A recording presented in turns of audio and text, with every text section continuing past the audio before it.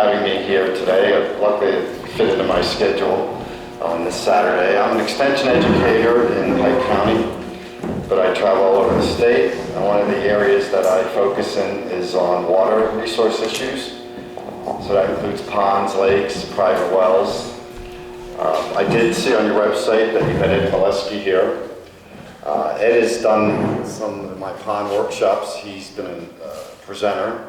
In fact, Ed is our consultant for Walker Lake, where I'm on the chair of the Lake Committee, so I know Ed quite well.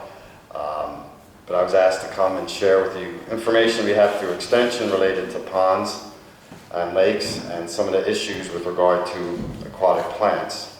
So I have some slides, and some of this might be repetition information from what Ed talked about. I did see that you posted Ed's video, and I did view some of it, but I didn't watch all of it. So when we talk about aquatic plants in pond or lake, there's a couple things that you should be aware of, and maybe some of these are the same things Ed mentioned, but it's not a swimming pool as much as some people will like to wish it was, that maybe want to use it, but you have to have some plants in there if you want to have some active fisheries in the lake. And so when it comes to plants, we try to have native species. We do see, invasives, and I don't know if you have any. I know some communities are trying to restrict when people bring boats from other lakes to maybe try and clean the boats. And up in Lake George, they've had issues with invasives, so they do that to not bring new plants in. You also have geese and other waterfowl. Sometimes they come in from those. You want to have a diverse mixture of those plants, and about 20 to 30%. Once you get below, if you get below that, you start getting into not having as much of a good fisheries habitat. If you get above that, you just get overcrowded with these plants. So in your lake, you should have some plants, and the density level that's recommended is 20 to 30%. When you talk about Lake Sheridan, as well as any lake, what is immediately around a lake is important, but you have to look broader than that. And so a lake is only as healthy as a watershed it's in. And so I know your lake is being fed by stream from Baylor Lake, and I know I was at Baylor Lake with some people like 3 years ago. They had some issues with some filamentaceous algae and copper sulfate they've been using for years, and they just wanted me to come and talk to them. But whatever happens up there, whatever inputs into that lake come down into your lake. And so it's important that we understand where the watershed is. And so I don't know if you know or how far up the watershed is, but whatever's happening in that part of the watershed is definitely going to impact your lake with regard to especially nutrients and sediment and any kind of runoff. Now, I don't know, does your lake, do you monitor your lake? I don't know if yes. Okay, so it's important. We'll talk about that in a minute. And so it all starts with the watershed. In this case, this picture is pretty forested, so there's probably not a lot of inputs from man-made impacts. And so this farm pond, which has quite a bit of aquatic plants in the lower level of it, is getting runoff from agricultural activities, from maybe some homes, and that runoff can carry things that can create the problem for these plants that are growing in this pond. So it all starts with the watershed. And so you need to understand and control as much as you can, or be really concerned about what the inputs are to your lake. And so one of the main things that we worry about, and I don't know if Ed probably mentioned this, is nutrients. In the case of nutrients, the two main ones are phosphorus and nitrogen, or nitrates. Phosphorus is a limiting nutrient, so any excessive amounts of phosphorus that comes into the lake can cause aquatic plants to go and grow and grow and grow beyond what is normally the capacity threshold for that plant in the lake. Some other things, we see phosphorus in the far left. A lot of our lakes exceed the standard, and it gets 0.05 milligrams per liter, and the percentage is up to almost 28% of our lakes exceed that. Because phosphorus it's in the environment, and it's deposits it's attached to the sediments at the bottom of your lake, and we'll talk about that in a minute. But these are some of the other issues, but the nutrients really are contributing to the quality of the lake. So why do these plants grow? Well, they live in water since they're aquatic environment type of plants, sunlight. All plants need sunlight to do photosynthesis. And then you get the nutrients, and then sometimes transport. If you have these boats that maybe bring in plants or birds that carry them, like water meal, they can carry in their wings and show up. As we mentioned, 20 to 30%.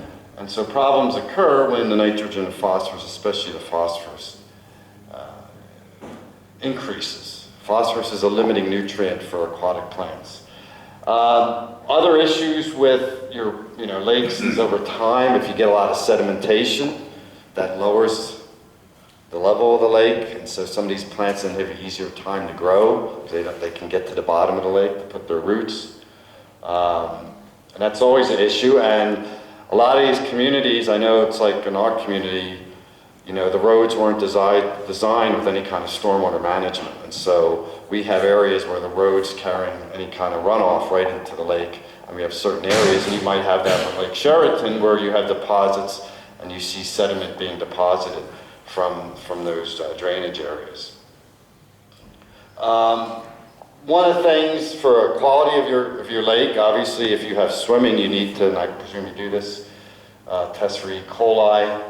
You're allowed to have some E. coli in the lake because there's animals that carry E. coli and you're not going to get rid of them.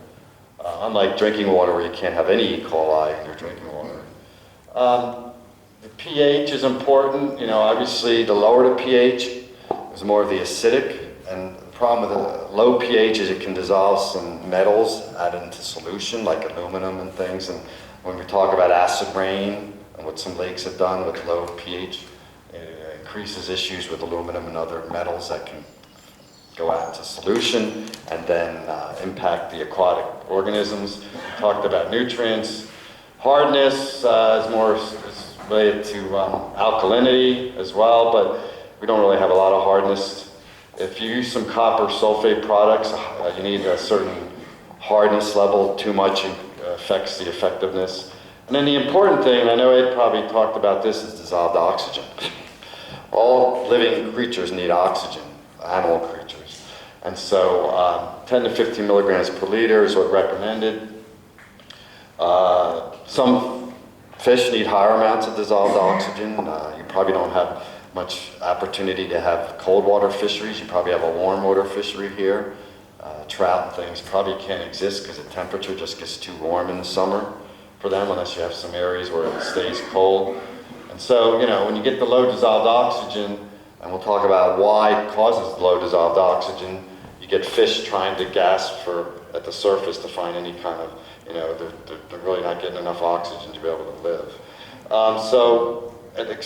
We talk about getting to know your pond or lake. These are important things to know, especially if you're going to go any kind of lake treatment, obviously including aeration, including chemical applications. And we have a fact sheet on that. And you want to really determine, this is more so if you're doing chemical application, because some of these things, certain residence time, you want to make sure the chemical is coming in contact depending on what type of plant you're treating with. But you want to test your water quality. You want to test for nutrients, chlorophyll A, some of the important parameters, dissolved oxygen, total dissolved solids, and things like that. So it's good to test your water and get some type of baseline data. And we offer test kits through Penn State Analytical Lab at Extension Office. You can pick up those kits. Proper identification. Now, I don't know what some of the issues Ed talked to you about, but filamentous algae is a very common plant, and we'll talk about that. Then there's submerged plants like naiad, bladderwort. Our community in Walker Lake and Shahola has a big infestation of bladderwort this year, and we're trying to take care of that. The only good thing, our consultant told us that they didn't see a lot of flowering of the plant, so that's good. We're not getting reproduction. So hopefully if we hit it some this year and get it early next year, we'll be able to reduce the population of those. Then you have the floaters, water meal, duckweed, and then the emergent plants, which are the bulrushes and cattails found along the edge of the pond. So when people call me and they say, we have an aquatic plant problem, the key thing is to identify what aquatic plant, because the treatment depends on the type of aquatic plant you have. Not all treatments work for all aquatic plants. There's no one magic solution. Filamentaceous algae, and I suspect this is one of the plants you might have in Lake Sheraton. Maybe this is why Ed was talking about aeration. What happens is it starts growing at the bottom, and this past winter we didn't really have a lot of cold weather, so it didn't really scale it back, these plants. So when it grows at the bottom, then it gets buoyant and it comes to the surface because it traps oxygen and it's in the plant, and then you see all that rise to the top. And this is a very common plant that people are having problems with in their water bodies, be it ponds or lakes. And I think I have a slide when people try and get permits from the Fish and Boat Commission to chemically treat, over half the permit applications are treat filamentaceous algae. The other kind of algae is the phytoplankton.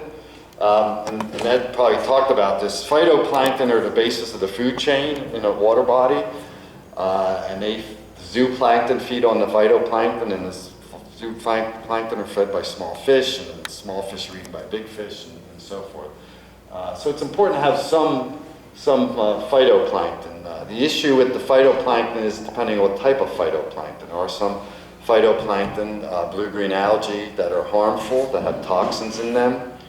And just north of here last summer up in Susquehanna County, Big Elk Lake had a major harmful algal bloom, and it occurred 2 weeks before their big summer event, so they had to cancel their summer weekend with regattas and fishing derbies and a whole bunch of stuff because they had a harmful algal bloom. So these things are becoming more and more common because of the increased nutrients. These things, as all aquatic plants, use nutrients, and the phosphorus is what is the limiting nutrient, and increase can cause these. So I don't know, hopefully you don't have a harmful algal bloom, but we're seeing more and more because I guess people are more aware of it.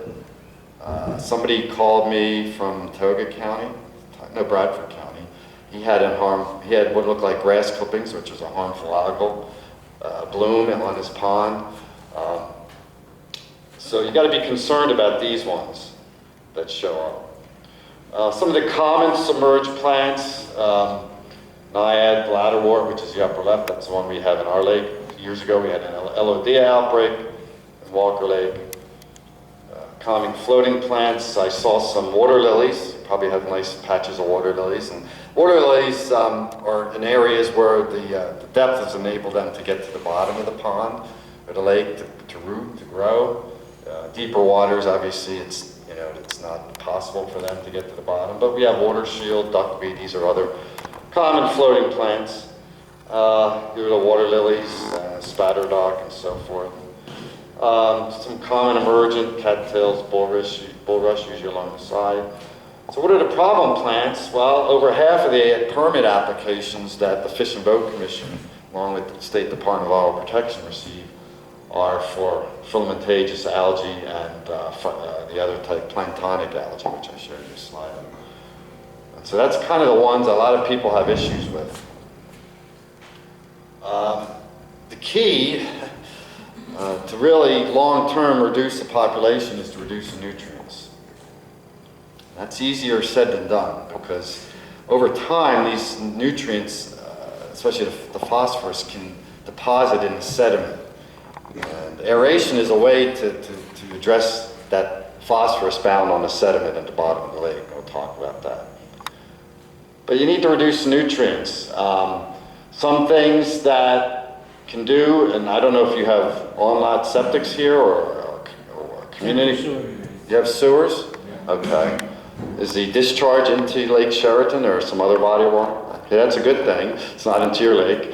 But in some communities, they rely on on-lot septic systems. So one of the things that we talk about is trying to make sure they're functioning properly and they're not malfunctioning and potentially being a source of nutrients into the lake, especially along the lakeshore properties. So buffers are important. These are just some examples of a golf course that put a buffer around one of their water bodies. Buffers trap any kind of runoff, and it can filter out some of the sediments and some of the nutrients. Some places have used what they call sediment ponds. So this is a pond that is going to collect all the sediment. We realize it's going to be not enticing to be around or to swim in, but then from there it's going to go into another body of water. So the sediments will be kept out of the main body of water. Some places have done that. Bank stabilization, reduce fertilizers. If you have people that have lawns along the lake, or even if their lawns are not adjacent to the lake, those fertilizers, if they're not being used by the plants, can get into the water body carrying the nutrients with them. It says control animals. There was a study done a few years ago that you need to be concerned if you have 2 geese per acre. So your lake's about what, 90 acres, I think? So if you had a group of 180 geese on your lake, that's when you're starting to get into issues with nutrients, because these geese have droppings. So I know in our lake we have 2 pairs right now. We try and addle the eggs if you can find a nest. They're nesting farther away from our lake now and coming down the channel of the stream into our lake. So I don't know if you have an issue with geese or what? Only in the fall. Only in the fall. On the fall, yeah. Well, they're transitory. Yeah, these are ones that nest. So you go to some places and you see this picture with all these geese, you know, and it's just like heaven for them. They can get out of the shoreline and up into some grass, and there's no threat of predators because they can see. One of the things we tell people is if you have a lakefront property in our lake, try not to create your own little beach. If you do, keep it to a minimum, because the geese just love that. They're grazers. They'll feed on the grass, and then they'll deposit after they eat for a while their droppings, and that causes a big problem with nutrients, especially in that area, because then that's going to flush right into the lake during a rain event and carry those nutrients. And then the lower left one is aeration. And we'll talk about how aeration works with regard to reducing the impact of nutrients. So it all starts with nutrient control, you know. You need to reduce those nutrients. Don't let them getting into your body of water. I mean, that's long term. Obviously, aeration, we're looking at a system that could work in the short term. We talked about buffer strips, you know, collecting, trying to have some riparian buffers along the lake to maybe capture a runoff.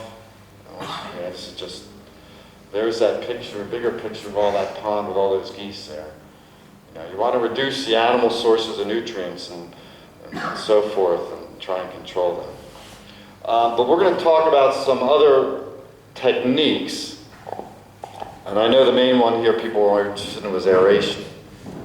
But there's some other ones that you should consider, and I don't know, we did this once in our lake, and I don't know, somebody's at a meeting a couple weeks ago wanted to do it again, and that's drawing down the lake. I don't know if you have the ability to do that. It's kind of controversial.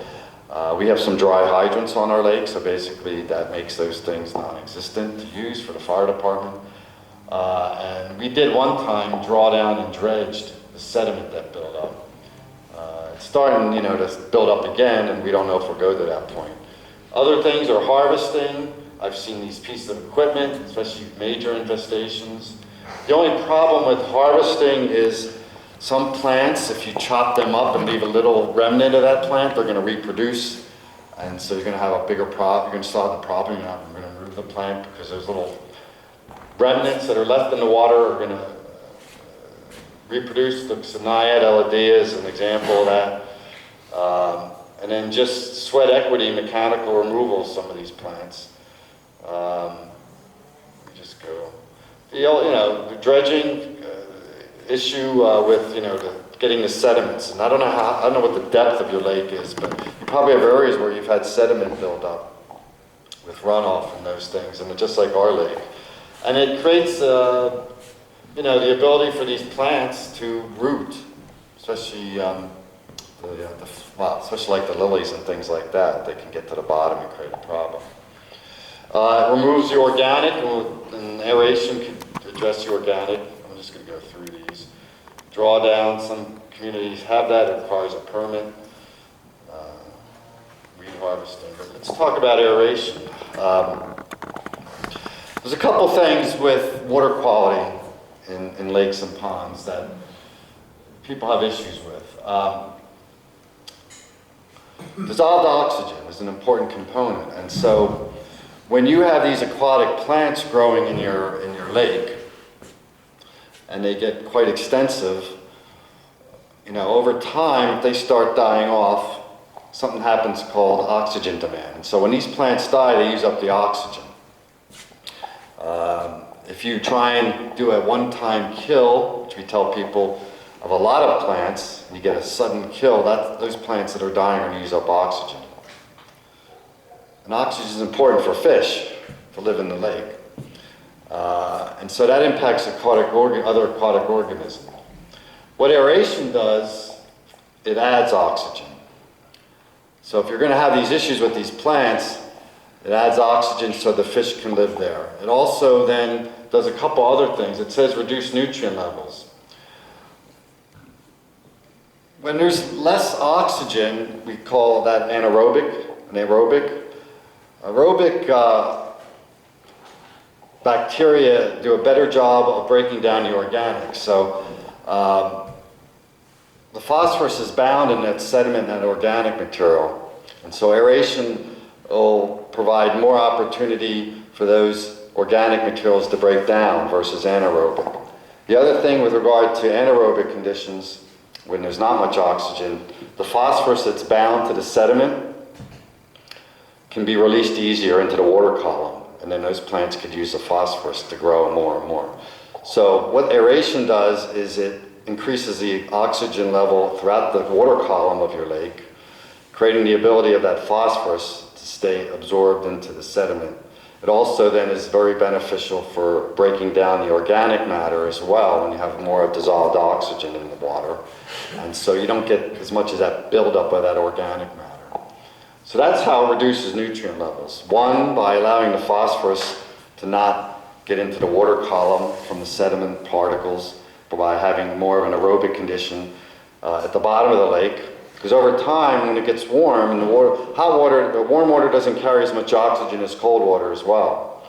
And so when you have a lake in the summer, heats up, I don't know if your lake stratifies where it mixes. I know our lake mixes in the spring because the hot water, then the water at the top of the lake gets heated up, and that switches, then the bottom water comes up in our lake, and it mixes like that. When the mixing occurs, you know, and it gets really warm, you know, the bottom there's some, we call sometimes dead zones where you don't have a lot of oxygen. So aeration, especially in these diffusers versus the fountain, which isn't very effective, it's just for show. These diffusers will add oxygen from the bottom of the lake, create a water oxygen, and up to the top of the lake, creating more dissolved oxygen. Number one, allowing the phosphorus to stay absorbed to any kind of organic matter or sediment, and not come into the water column to be used by the plants. And number two, increasing the ability of that organic matter over time to break down and not have that much of that sediment build up. So that's how it reduces the nutrient levels, and I know I have some notes also that I looked at from some of our fact sheets. So it's an effective treatment. You know, it does require some electricity, obviously. There are systems now that it talks about uses wind or solar panels, but obviously you might need to have a backup for that as well. So that's the benefit of having this additional oxygen into the water is to, number one, not allow that organic matter to build up as much as without levels of increased oxygen, as well as allowing the phosphorus that's in the organic matter that's been built up over the years to stay in there and not get absorbed into the water column, and then that's used by the plants as a limiting nutrient, and you have increased plant growth.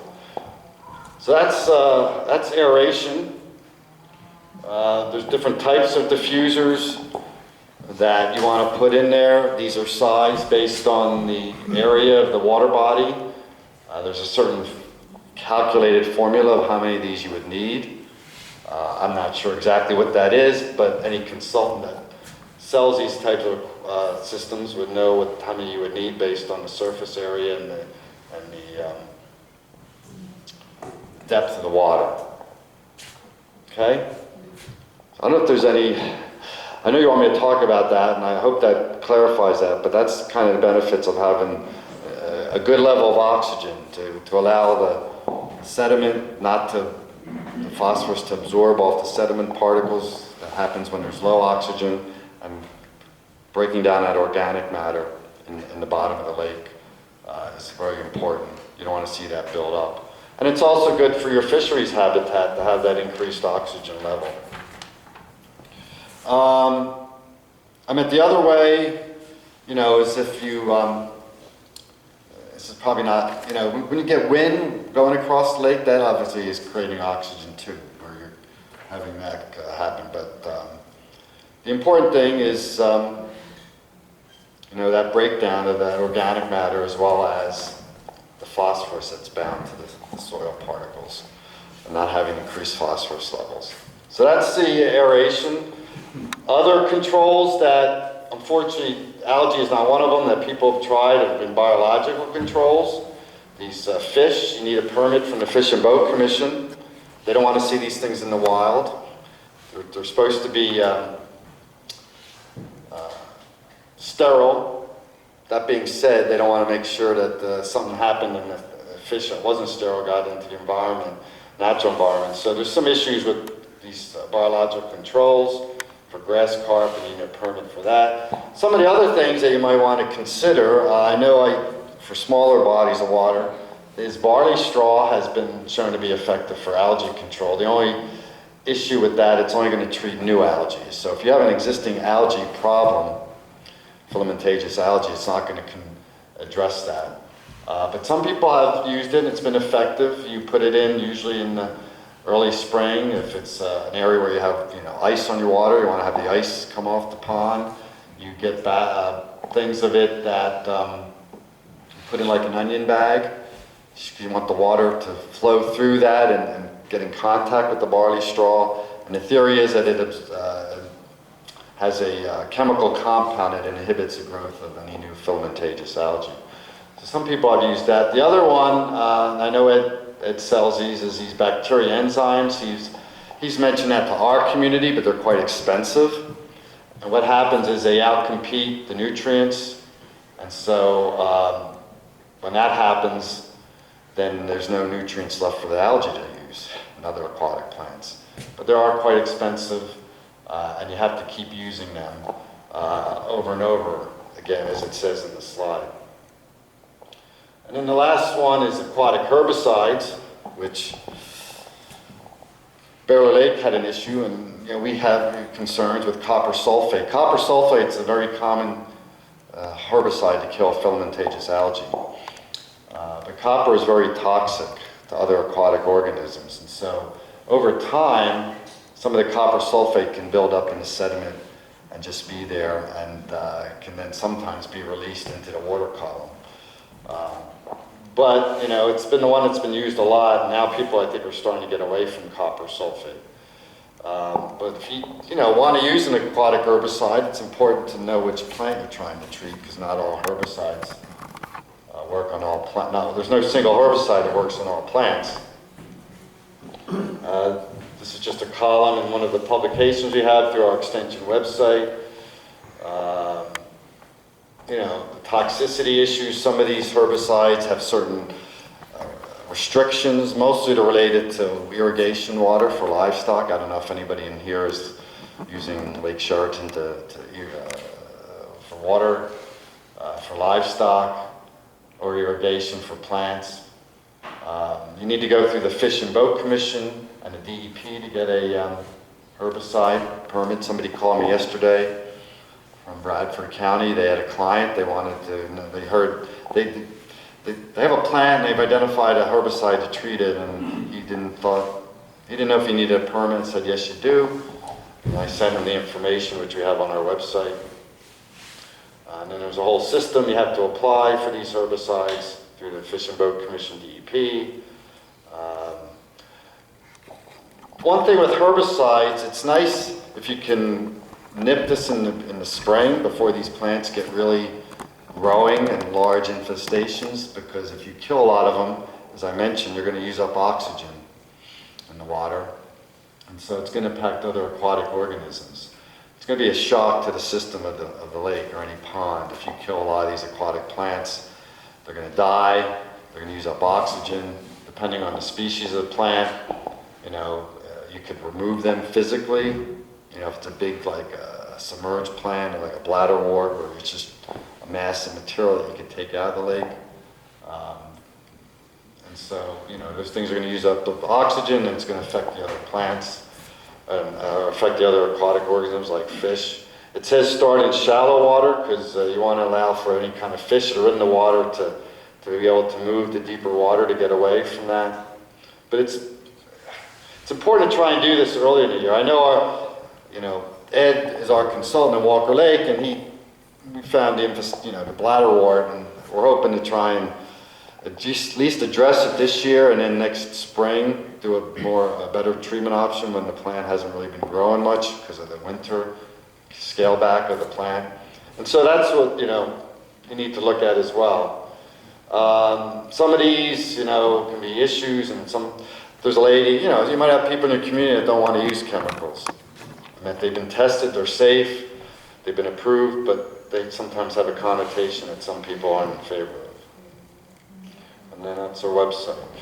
So that's kind of a condensed bit of information about aquatic plants. I know Ed probably went into greater detail on some of these things, but I was asked to come up here and share my thoughts from Extension. Aeration is an effective tool, and the reasons is why I mentioned about keeping the phosphorus in the organic matter, but having increased oxygen levels and not allowing that to happen, as well as breakdown with increased oxygen levels of that organic matter, so you don't see it building up, so like you do in an anaerobic or area that water that doesn't have a lot of oxygen in it, and it's good for the fish. So I don't know if there's any questions about anything that we do have a website at Extension with a lot of pond and lake information, but we'll open up the questions at this time. I'm sure there's questions, Peter. Okay. Thank you very much. Mm-hmm. You mentioned geese. What about ducks? The question is, I mentioned Canada geese. And somebody wants to know about other waterfowl like ducks. The geese are a big problem. Sometimes you call them flying rats. They're just there's been many lakes where they've had to shut down their beaches because of too many geese and their droppings. By volume, they're much bigger than ducks. Normally, we don't have an issue with ducks, and you might have some that breed around here. It seems like the geese would be more breeding in the area than the ducks, and just the volume of a geese is much bigger than the duck, area-wise, and the droppings issue is is a problem. And plus, the geese. Well, I know some of the dabbling ducks, like mallards, will go up on the shore. But geese, that's how they feed mostly. They're not eating the plants normally in the water. They might eat some, but they like to go up and eat that grass on a lawn. And so you just concentrated droppings of them in that area. And when you see those concentrated droppings, and they're normally right next to the water body, then there's the potential for those droppings to carry the nutrients right into the lake and cause a problem, especially in that specific area where the geese are congregating. But no, it's more because of the bigger birds, the way they feed. They're more of a problem, and there's probably more of them than the other waterfowl like ducks. Well, Peter, we shouldn't be feeding them and inviting them in. No, you don't want to. Well, I mean, like water. The question was, we shouldn't be feeding them and encouraging them to congregate around your. And that includes, you're talking about geese as well as ducks too. Well, the geese only come in the fall. And then We have a lot of ducks. Yeah.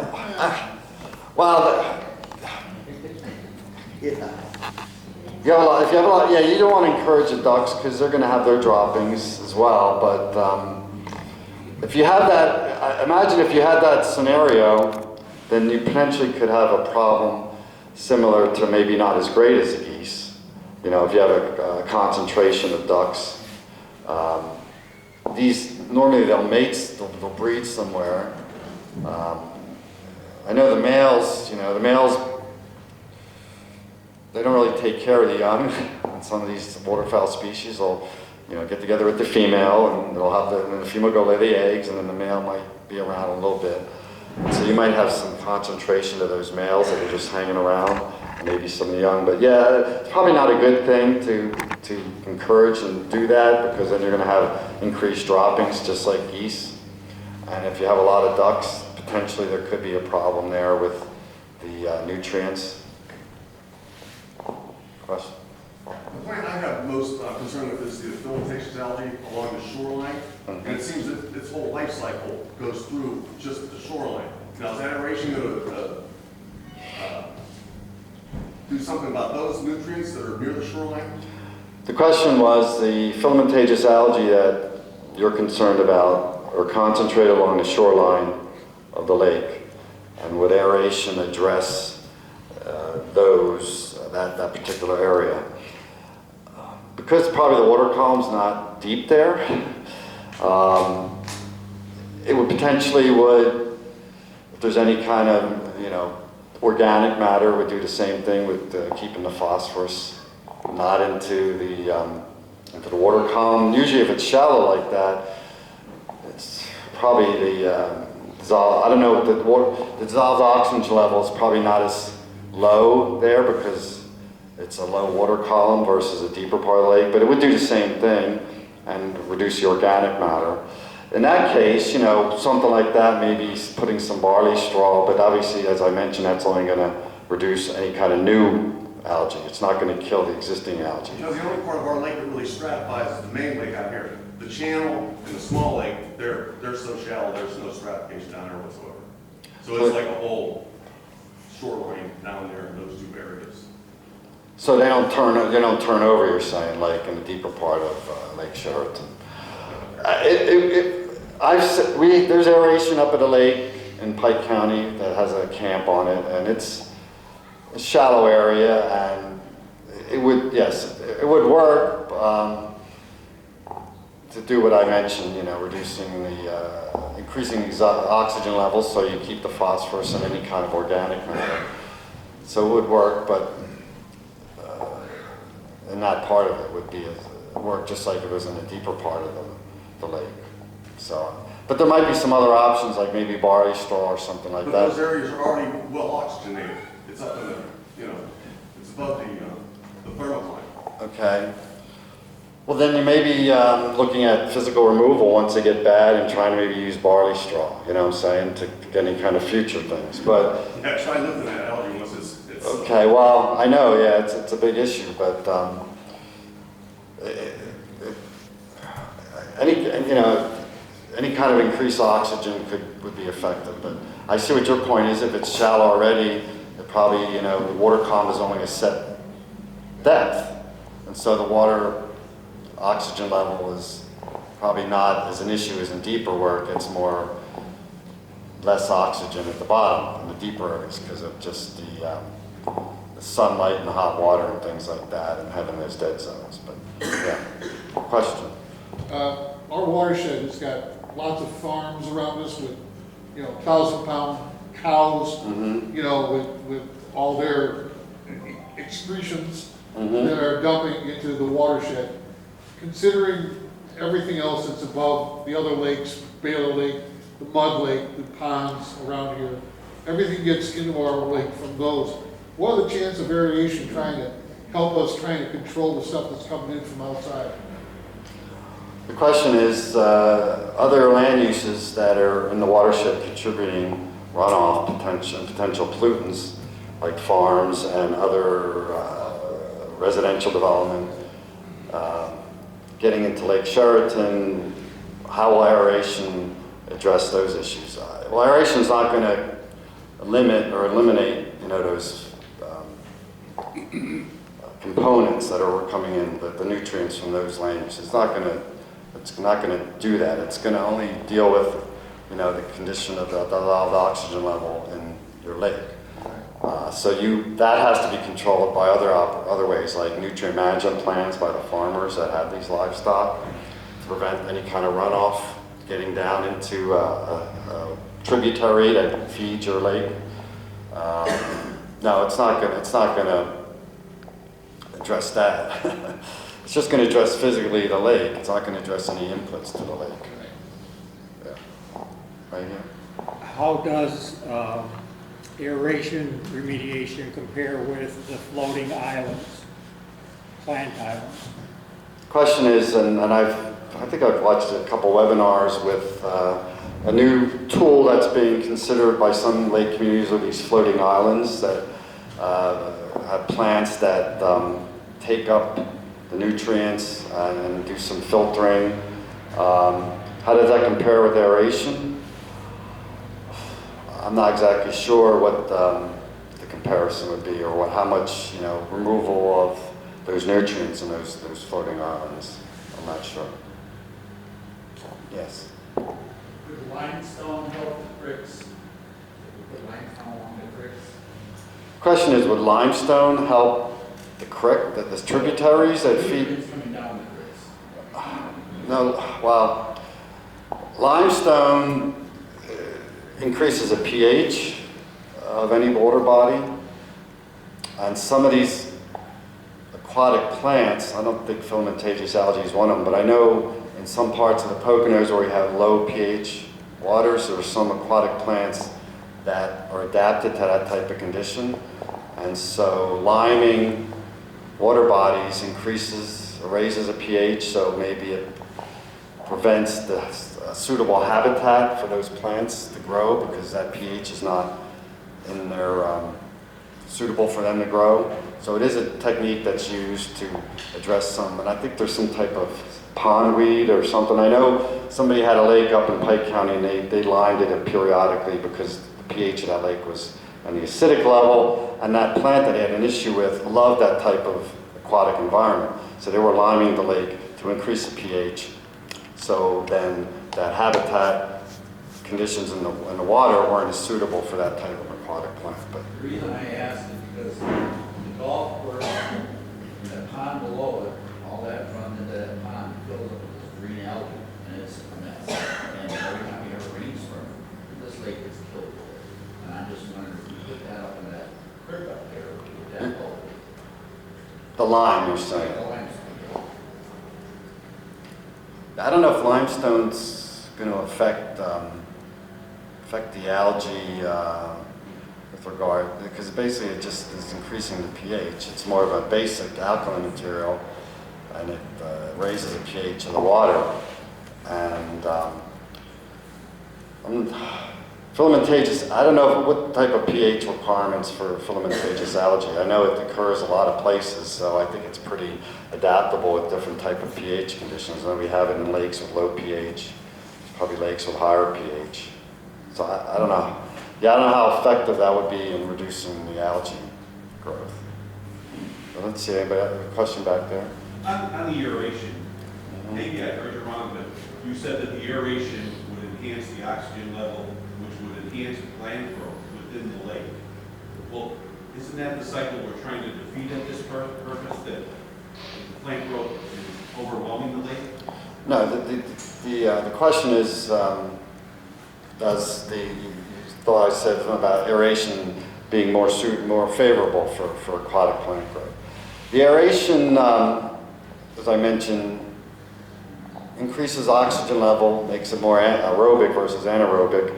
And in the parts of the lake where you have low oxygen levels, especially deeper parts, if there's organic matter, sediment, this phosphorus then can absorb into the water column at those low levels of oxygen. And that would prevent then phosphorus being contributed to the water column, which is a nutrient that these plants use to grow. It also then helps if there are situations to keep it more of not getting to a point where you have trophic, I don't know, they might mention trophic levels, where you have low levels of oxygen in too many aquatic plants, you get what we call eutrophic. And when these plants die, they use up oxygen, and that affects the aquatics. So it helps also then break down some of that organic matter, because aerobic bacteria are much more effective, they say up to 20 times more effective than anaerobic bacteria in breaking down the organic matter at the bottom of the lake. So that's another benefit of aeration. If you have some organic matter that this stuff could then decompose and not accumulate at the bottom of the lake in an aerobic environment. So I don't know if that answers your question, but in the back there, I guess. Will aeration help reduce the silt runoff? Well, that's what I was saying, the organic matter. In an aerobic condition with a lot of dissolved oxygen versus anaerobic, the bacteria and other things that break down that organic matter are much more effective than an environment without as much dissolved oxygen or anaerobic. So yes, so the theory is that it breaks down some of these sediment at the bottom of the lake. Yes. Do we need other types of programs or fixes along with the aeration if we do plan on doing that? Because on your presentation, it said that aeration may The help, switch. but what percentage switch. of aeration does not help? It's not on. What?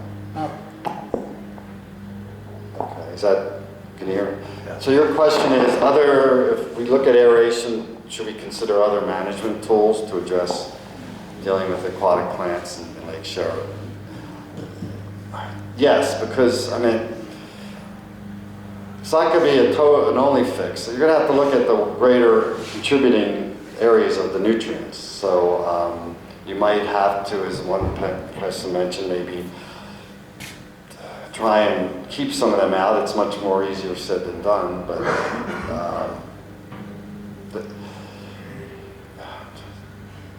I mean, there's other options, but trying the nutrients are the things you want to be that's causing the problem with the plants.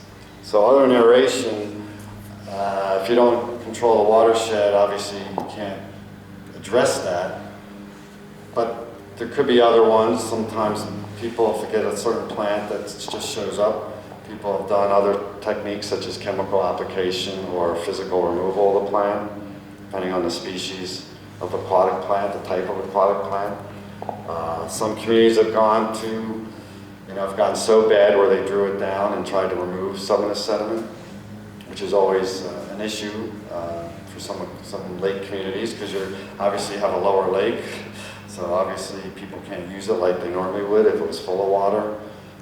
There's other things, but that's up to the community and up to somebody that's doing the management plan for your lake, doing the monitoring, collecting the data, coming up with tools to address it.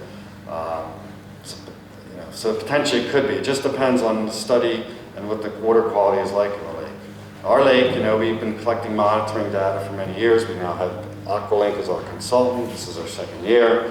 They've recommended some of these tools, including aeration, which we really haven't considered yet. We're trying to address it by our chemical treatment option we do on some of the plant species that we have concerns with. We don't really have much have addressed filamentous algae. We've had other issues with the bladderwort this year and the water lilies we've tried to control. We've done that through sporadic or concentrated chemical applications to those areas where those plants have been located in our lake. Like I said, years ago we did the drawdown and dredged it, but I don't think that's going to happen in the immediate future. He also had mentioned the enzymes that you could put in, but they're much more expensive. They're very expensive than chemical treatment, where they use the nutrients so the plants don't have as much nutrients to use for their growth, but those things are quite expensive. That's another option that you could consider as well. I don't know if I'd share with that with you, but yes, question. Is there a time frame on the aeration which it would take to work? I know that over the period of years, I always check on Baptist Bible, who has an aeration system set up. And I went over there a couple of weeks ago and it's still a mess. And I asked the guy that works there, and he said that it's still not up to functioning. And they have the aeration system already in place, I'd say probably 5 years. Is there any time frame that which this would work for? The question is about time frame for aeration. I'm not sure specifically that example that you shared with the Baptist church facility that has a pond that has aeration. Is it it's not a fountain, is it a diffuser? Is it diffusers? Yes, I think there are probably, I'm going to say 12, 15 of them in It's a very small pond. It's a very small pond. And It's covered, still covered in the green it's, algae. it's covered in duckweed. There's Okay. sprinkler It's up system, there the aren't other they? day. Yeah. There's a sprinkler system. It's all duckweed, which the ducks love. I would think that once the system was installed, that it should start to work right away. It might take time, depending on how much organic matter there is and how extensive the any kind of filamentous algae or other aquatic plant amounts are. But I would think it would work right away. I'm not versed in how these systems, other than the concept of, I'm not versed enough in the actual timeliness of these things, but I would think that they would work right away. I know I was up visiting my cousin in Massachusetts, and they have a pond there, and they put in these, I think they have 7 or 8 aerators in their little lake, their pond there, to try and deal with the oxygen level, because there's a lot of stumps and swampy areas in that lake, and so there's a lot of organic matter, and so they're trying to add some oxygen to hopefully reduce that organic matter in that pond. Yes. I have a video with me from when they installed the floating wetlands at Francis Slocum. Okay. Anybody would be interested in seeing that? And I actually visited Francis Slocum this past Monday and took pictures of the floating wetlands up there. And from their video, they state it does actually take the nutrients out of the water. Yeah, that's what they're intended to do. The plants have the ability to, with their roots, to pull those nutrients. And you have a controlled area with these, and these are usually plants that are more aesthetically pleasing than seeing a bunch of filamentous algae and maybe some other submerged. But yeah, it's becoming more and more common, those systems. But Maybe you'd like to see the video? so. It wouldn't hurt. To educate, it wouldn't hurt. Well, yeah. Some communities have gone to those type of systems, and you're seeing more and more of them. That's another management option. Yes, question. How many lakes across Pennsylvania put in some kind of aeration system?